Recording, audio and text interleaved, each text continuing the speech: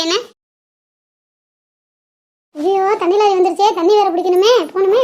என்னக்கா எனக்கு முன்னாடி தானே வந்தீங்க, நீங்க போய் பிடிக்கிறேன்ட்டு போறீங்க. நான் ஒரு 2 மணி நேரமா நின்றுகிட்டு இருக்கேன், நான் தான் ஃபர்ஸ்ட் பிடிப்பேன்.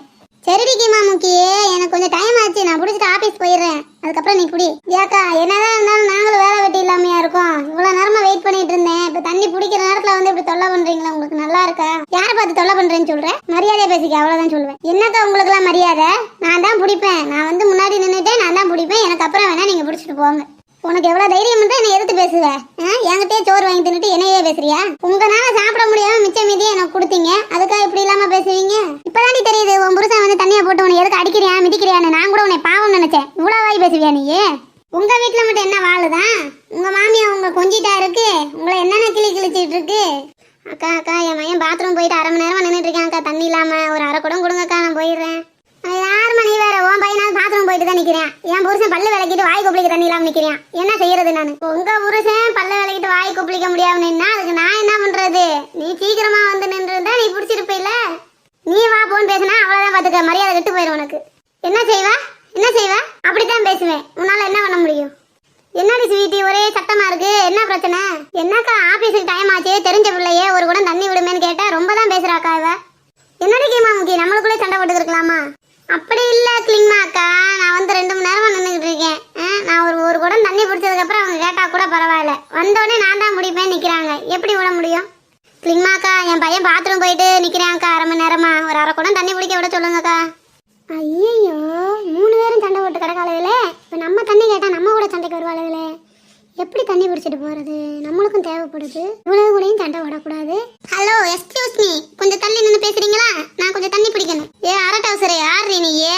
இத்தனை பேர் நின்று பேசிக்கிறோம், நீ வாட்டுக்கு போறவ தண்ணி பிடிக்கன்னு. நானா ஆண்டி, இந்த ஏரியாவுக்கு புதுசா வந்திருக்கேன், எனக்கு ஒரு கூட தண்ணி வேணும், தண்ணி லாரி வந்திருக்கு, நான் பிடிக்க போறேன். உனக்கு முன்னாடி வந்து நாங்களே சண்டை போட்டு கிடக்கோம், இப்போ உனக்கு என்ன அவசரம்னு நீ முன்னாடி போற? அதானே நானே தெரிஞ்சவங்க கூட சண்டை போட்டுக்கிட்டு இருக்கேன், உன்னை பிடிக்க விட்டுருவோனா?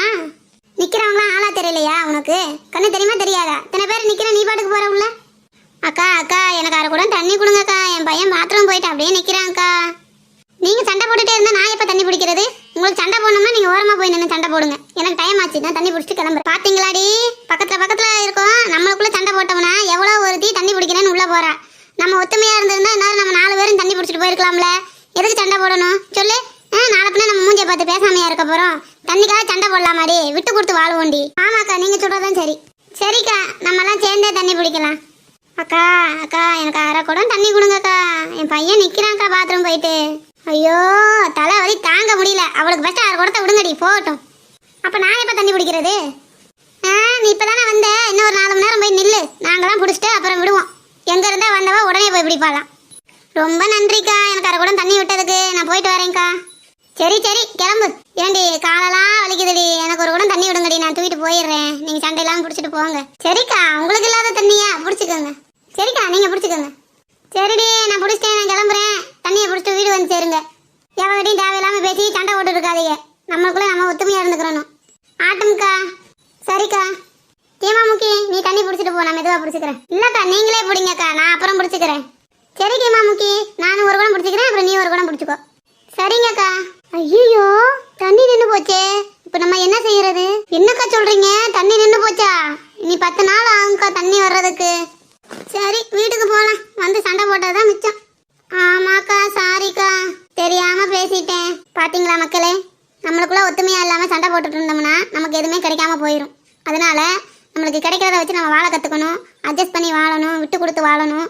இங்க பாருங்க, இப்போ தண்ணியே நின்று போச்சு, அவங்க ஒரு சொட்டு கூட இல்லாம போறாங்க. இது தேவையா? சண்டையெல்லாம் பிடிச்சிருந்தா நேரம் ஆளுக்கு 4 கூட பிடிச்சிருப்பாங்கல்ல, எத்தனை பேர் இப்போ பிடிச்சிட்டு போறாங்க? சண்டை போறதுக்காக நம்ம பைப்புக்கு வரோம், நமக்கு என்ன தேவையோ அதை நம்ம செஞ்சுட்டு போயிடணும். அப்புறம் என்ன மக்களே, எனக்கு